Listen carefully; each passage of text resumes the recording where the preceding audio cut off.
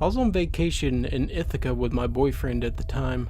We had literally, I'm talking 10 minutes, just gotten into town and we stopped at a suspension bridge. I'm terrified of heights, so my boyfriend was coaxing me step by step over the bridge. It was gorgeous, and we stopped in the middle to take a picture. On the side we came from, there was a parking lot with steps leading down to the bottom of the gorge, but on the far side, there was hiking paths with no barrier. A woman walked past us and offered to take a picture for us. We declined, and she smiled and walked quickly to the far side of the bridge, where she smoothly jumped off into the gorge. There was not a second of hesitation. It was almost like she expected the path to keep going. The sound of a person hitting the ground from a jump like that, it sticks with you.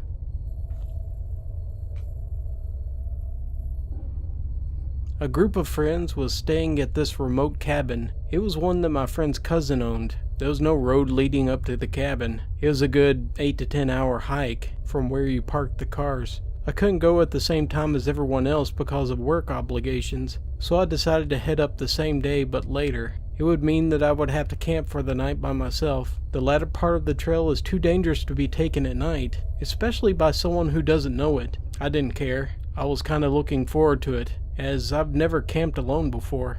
So, I was in the middle of these woods when the sun went down. I got my camp set up in a small clearing, probably 40 foot across. I get my campfire going and I pitch my small one-person tent.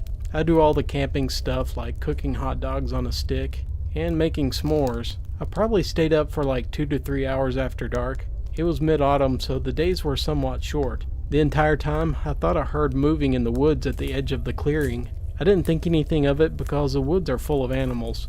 But as the night went on, I realized that whatever it was just circling the clearing over and over. Once I started paying attention, it made like 4 or 5 laps. Before I decided to get up and investigate, the noise stopped, and as soon as I stood up, I thought I could hear some sounds going into the woods. I just shrugged it off, thinking it was some fox that was curious, and it got scared when I stood up. I decided it was time to sleep. I doused the fire and I climb into my tent. I start to doze off and I stay in that half asleep, half awake state. I normally hear weird stuff at this state, so I don't think much when I start to hear a voice. Something wakes me up all the way though, and I realize that the voice, it is real, and is right outside my tent. It's just above a whisper, and I'm not sure if it's another language, or if it's just English in such a way that I can't understand. I lay there for some time. I don't know how long, listening and waiting for something to happen. There's just enough moonlight to light up the walls of the tent, so I can see when a hand presses into the wall of my tent down by my feet.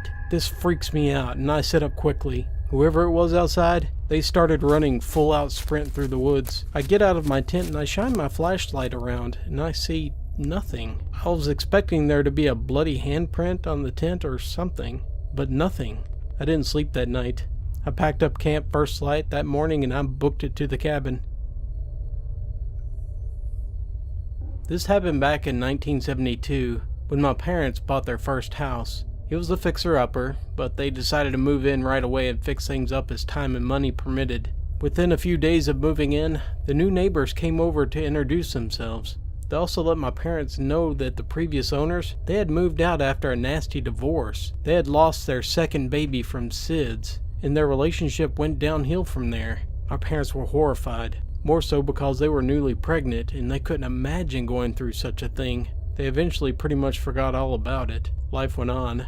They were in love with their new life in their new house. In preparation for the baby, they decided to wallpaper the nursery. Now, my dad told my mom that there was no need to wallpaper the inside of the closet, but she insisted. She was kneeling down, scraping off old paint inside the closet, when her eyes fell upon something that made her blood turn ice cold, written in crayon, at about eye level for a kindergartner, and childish scrawl was, "I killed the baby."